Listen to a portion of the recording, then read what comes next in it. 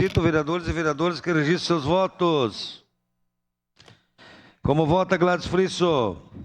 Eu voto sim, senhor presidente. O vereador Fantinel vota sim, senhor presidente. Obrigado. Como vota Juliano Valim, de gravata importada? Voto sim, nobre presidente. Obrigado. Como vota Vereador Benigucci vota sim.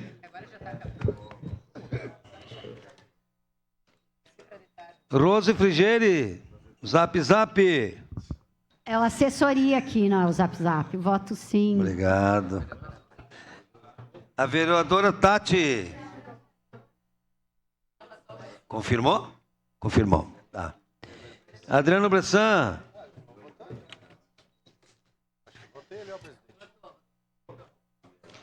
Encerrado o registro dos votos. Encerrada a votação, o projeto de lei número 155/2023 foi aprovado por unanimidade, com ausência do vereador Bortola. Encerrado.